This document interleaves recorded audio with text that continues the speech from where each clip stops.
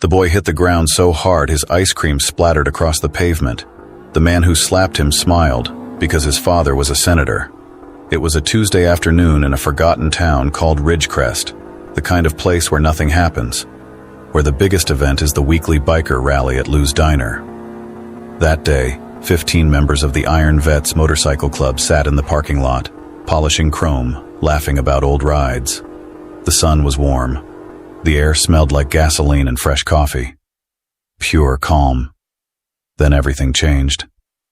A black Mercedes pulled into the lot. Too fast, too loud.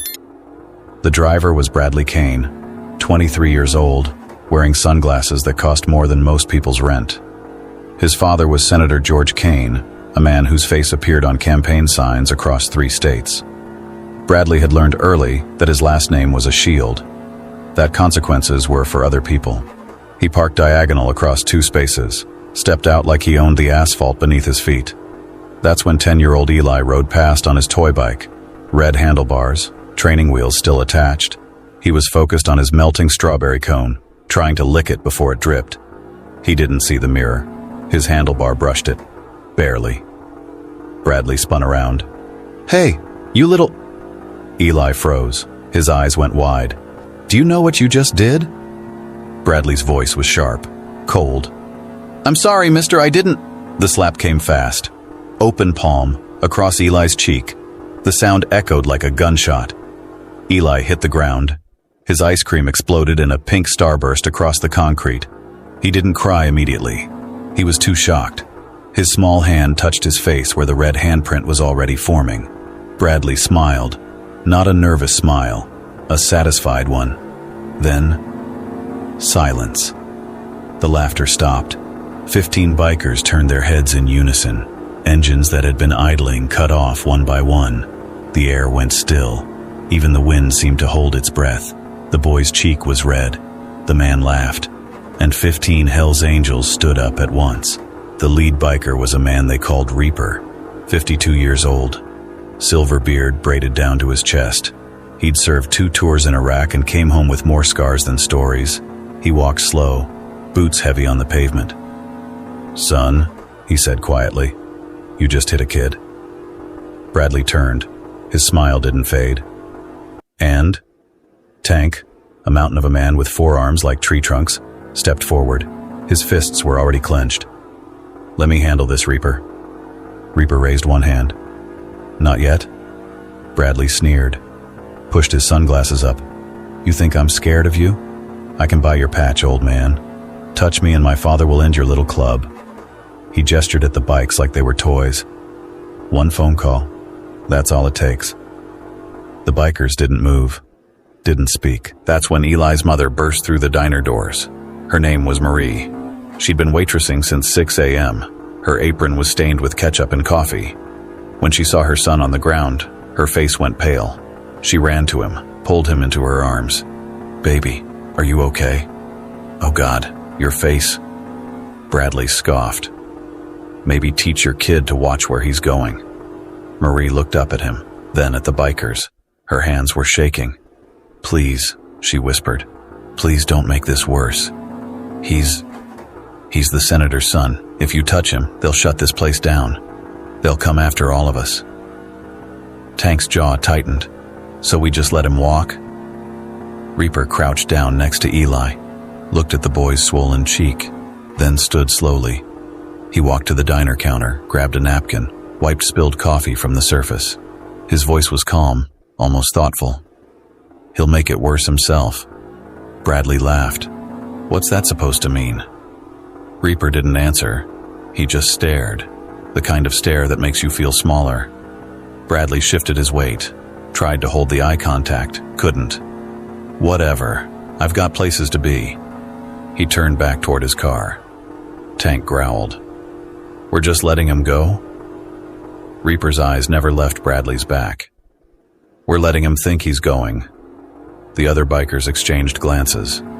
Something unspoken passed between them. A decision made without words. They could have broken his jaw.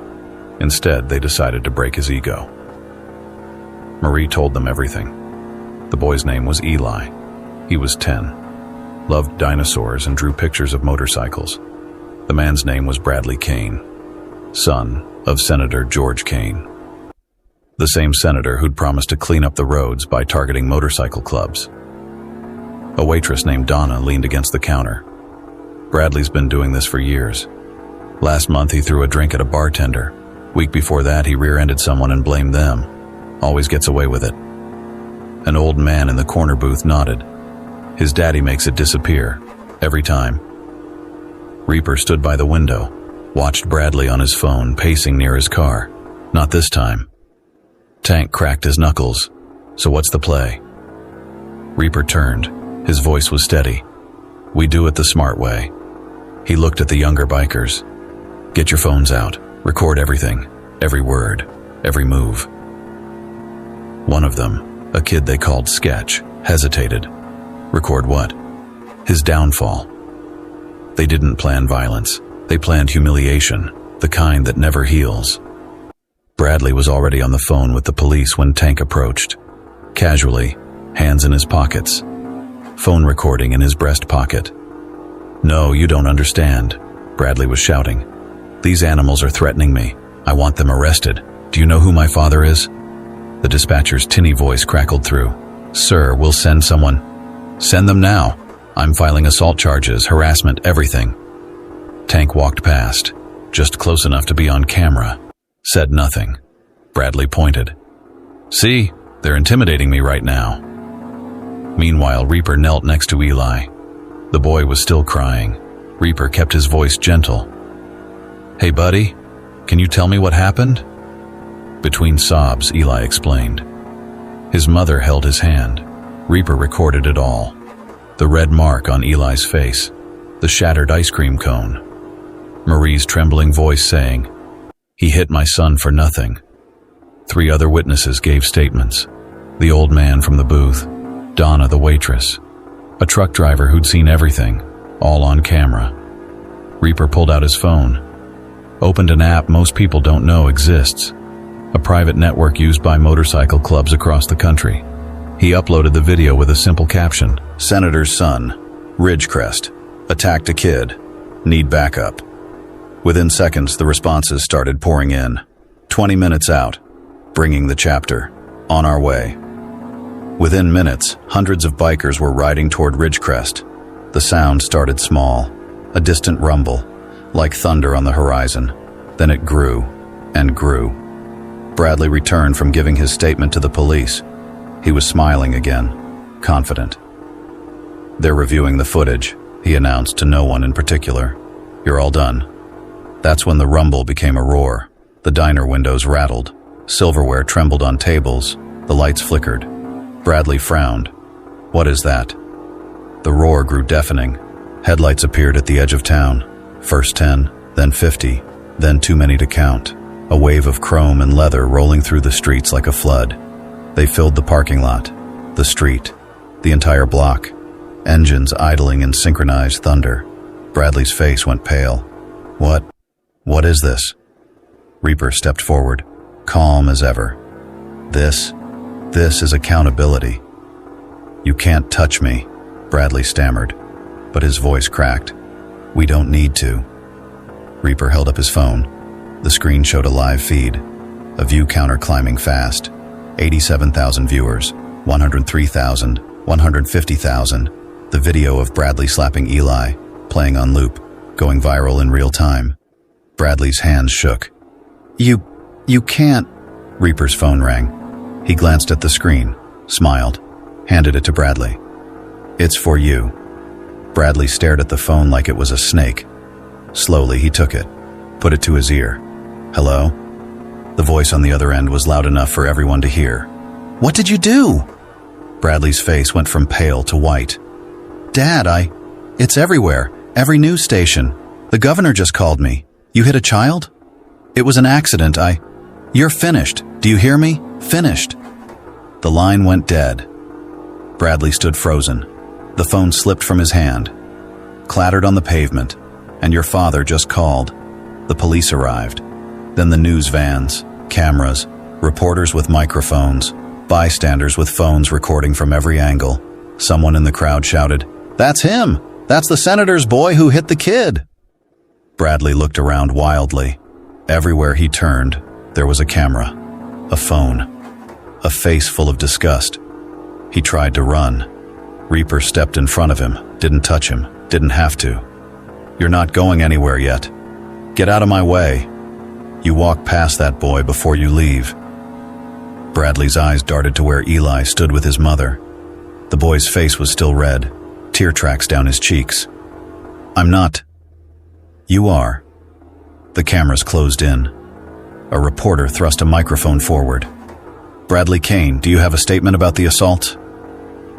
Bradley's breathing was ragged, panicked.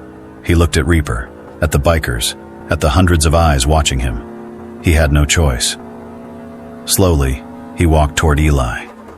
The crowd went silent. Eli looked up. His small hand held his mother's tight. Bradley stopped in front of them, opened his mouth. No words came out. On your knees, Reaper said quietly. What? You hit a kid. Now you apologize. On your knees. Bradley's legs were shaking. Cameras flashed. The whole world was watching. He dropped to his knees. His voice broke. I'm sorry. Tears streamed down his face now, real ones, born from humiliation and fear. I'm sorry. I'm so sorry. Eli didn't say anything, just stared. Marie pulled her son closer.